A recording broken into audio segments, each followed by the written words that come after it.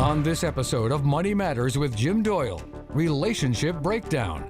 How to make sure your business isn't a casualty of the process. Featuring guest Joyce of Betterwith Foods, with Rahul Aggarwal and Claire Sutton. Plan more, worry less. This is Money Matters with Jim Doyle.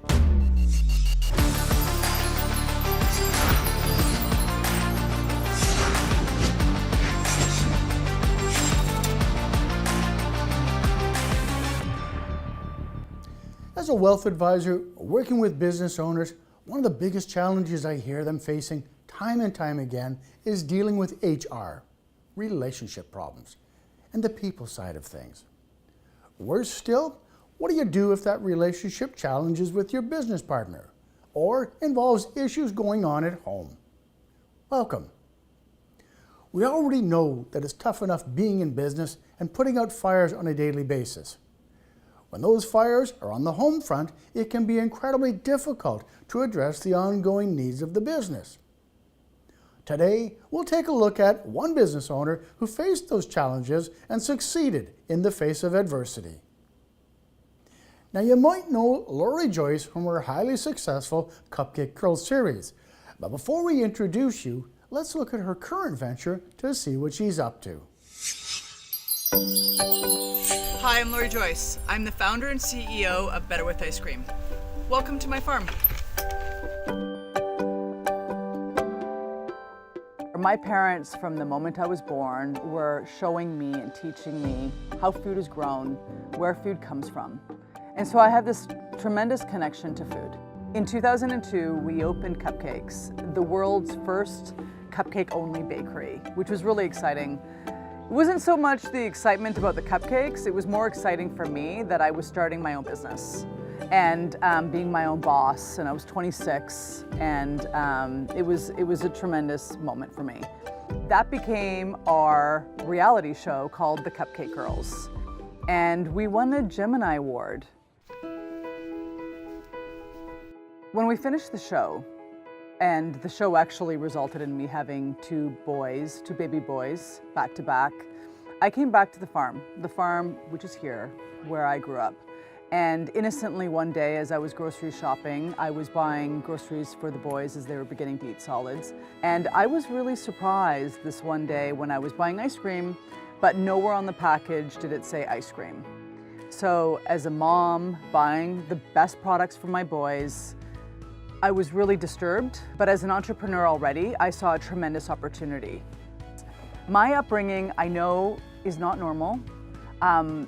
Growing up as a kid, I actually thought it was normal until I moved to Vancouver to go to UBC and be a student where I had to buy my own groceries. Did I realize what an aluminum can was? Because I didn't grow up with any in the kitchen. So one of the primary ingredients is cream, meaning it's not a milk fortified ingredient, it's literally just cream. We use cane sugar, which is our second ingredient, then egg yolk and skim milk powder. So it's a tremendously clean label considering what else is out there. There's absolutely no gums, no preservatives, no fillers. So it's a hyper clean label. And what I'm most proud of is actually this flavor because it represents the base, which is entirely why we're better. Betterwith ice cream is made with 4 ingredients. So there's absolutely no gums, no fillers, no preservatives, and the first ingredient is just simply cream, which I think is amazing. Because of my experience from the days of Cupcake Girls, I was really excited to go into ice cream to finally be able to properly scale a food product.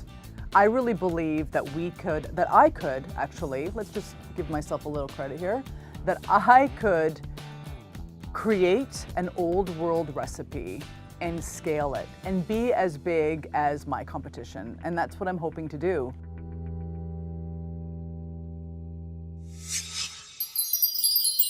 When we come back, we'll have Joyce with us in studio. What I was not prepared for was how much their relationship was going to not only stress me out, but absolutely affect my marriage.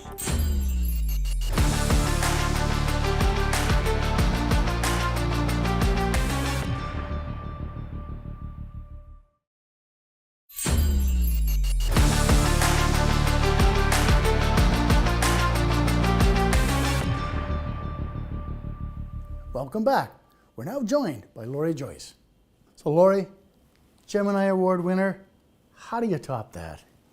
I don't think I've topped it yet. Let's go back to the energy that it gave me, which was this false sense of momentum. Let's say that. Because when we won the Gemini, that was practically, let's call it the icing on the cake, right?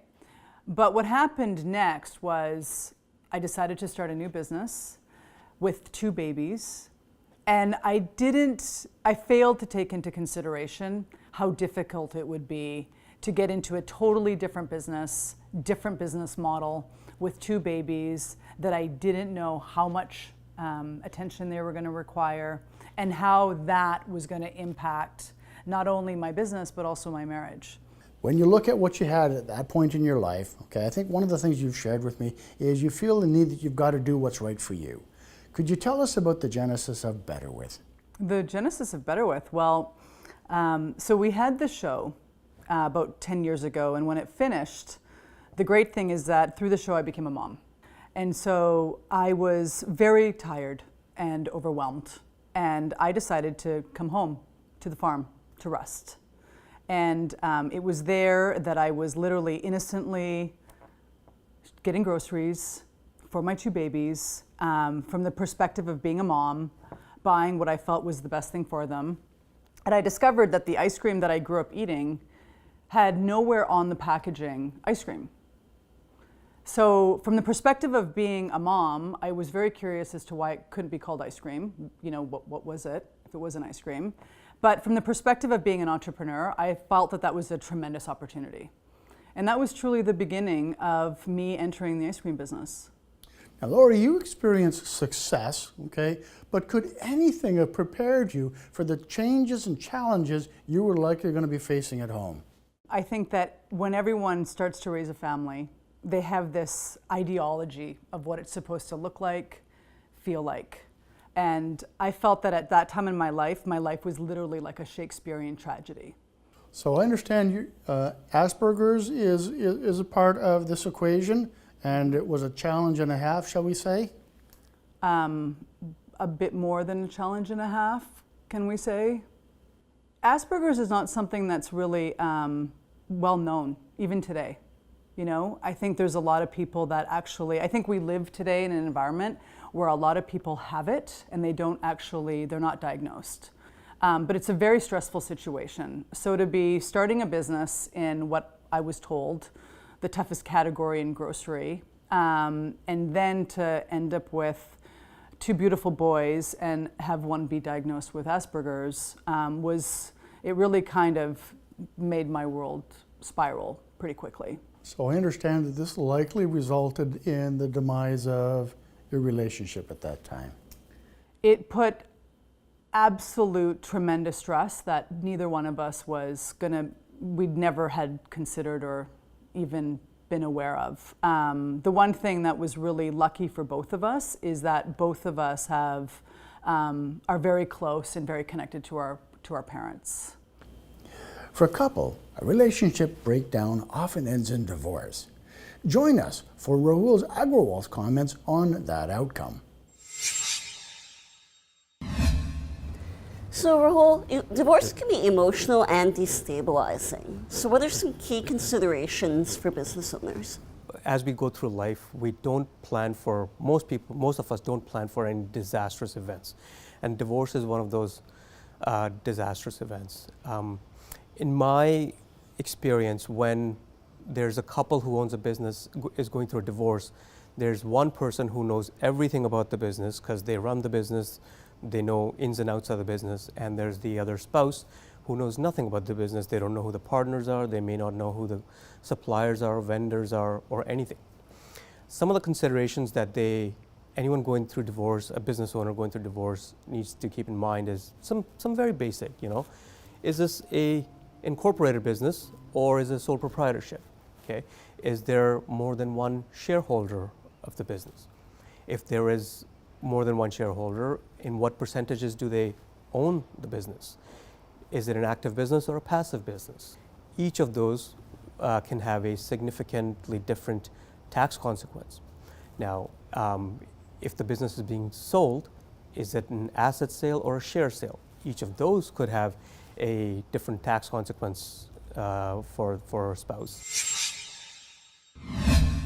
So Lori, I can only imagine early on that some of what Rahul has to comment on there was a part of your world. Did you have some of those thoughts? I think I literally was faced with all of those thoughts. You know, I decided to start into the ice cream business because I saw a tremendous opportunity, not as a business opportunity, but an opportunity for the family. And so to be going through a startup phase, which is stressful on its own, and then to discover just as much stress at home was surprising and very, very challenging. It added to a lot of distraction. So how did your priorities steer your choices at that time?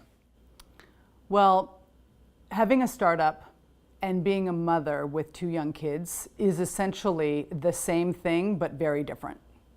So when I was in my business, I was working full time, but when I came home, I had to be a mom. And I had to give my kids the proper attention and be the mom that my mom was. That is what I looked up to. So, you know, for me, it wasn't about taking them places or doing things with them. It was being present with them. That was ultimately an easy decision for me to make because it was all I could afford at the time. So Lori, I heard, you know, parents as strong models and being able to carry that forward in the choices that you're making. When we come back, things always look darkest before the storm. Expectations were that my business was my problem, and that was my responsibility to deal with it.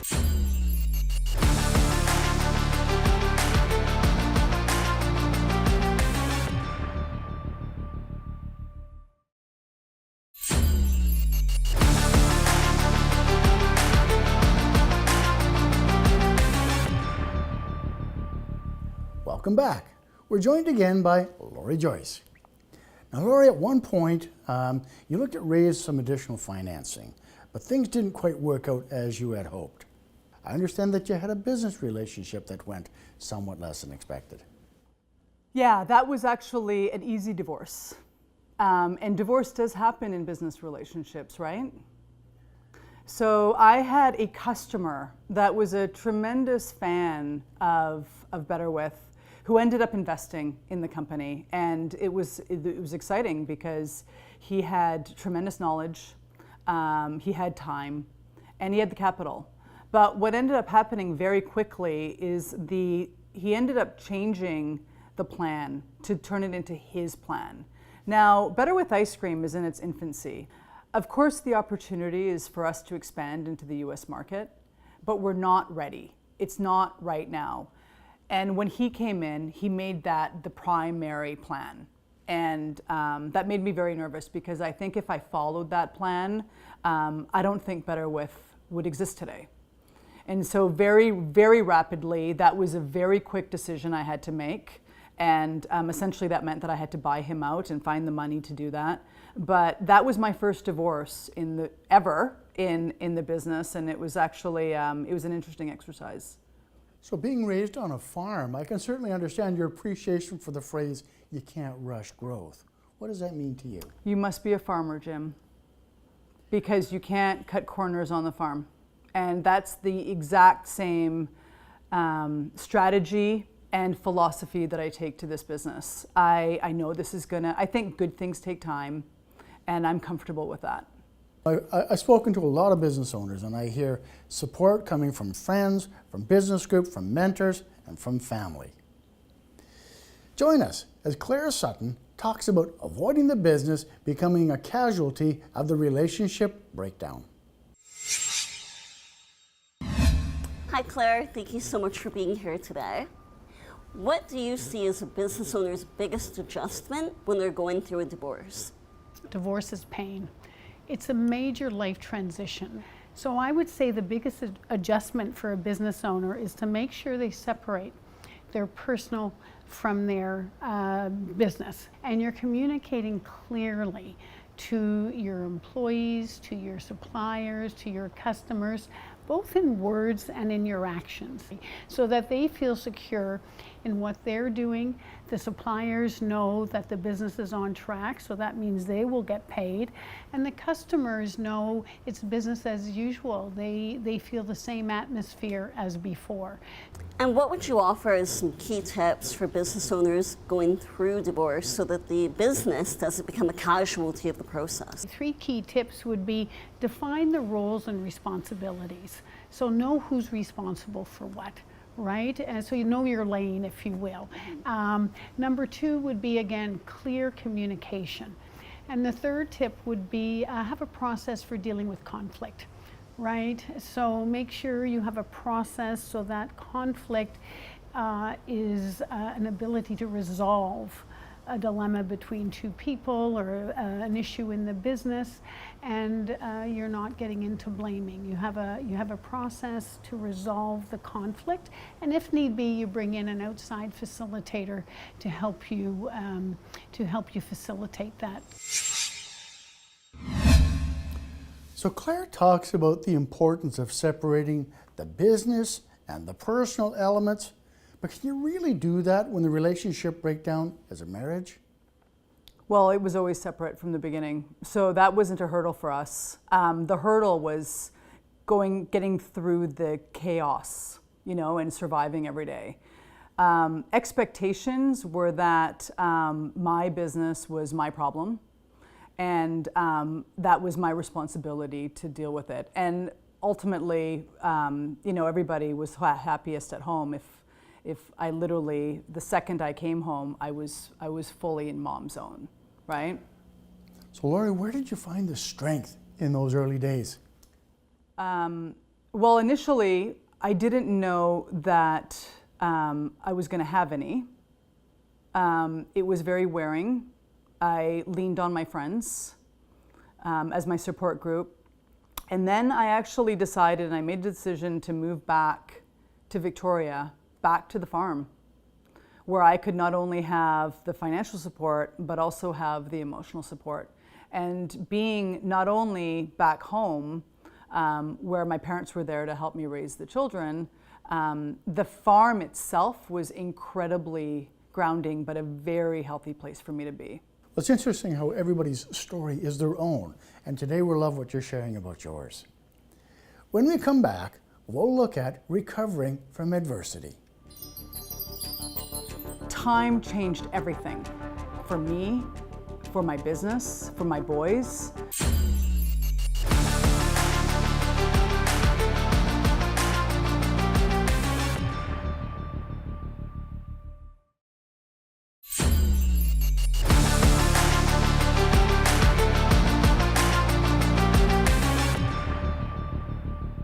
So Laura, your relationship now is really about communication between spouses.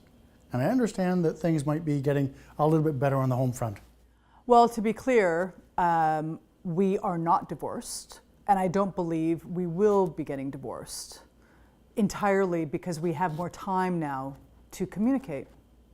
One thing that I completely underestimated, and if I can share, never even thought about, was the concept of time. Time changed everything for me, for my business, for my boys. One thing that happens, guess what? Boys actually grow up, right? So their relationship really changed. Less stressful, less dynamic, less chaotic. The business started to grow, it started to mature.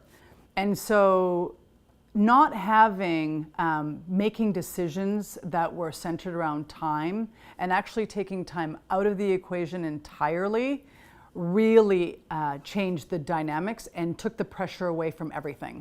I think your message serves a great reminder that you don't necessarily need to rush out to get a divorce. So talking about other positive outcomes, what's next for Betterwith? Oh, well, that's an exciting question because we've started to scale.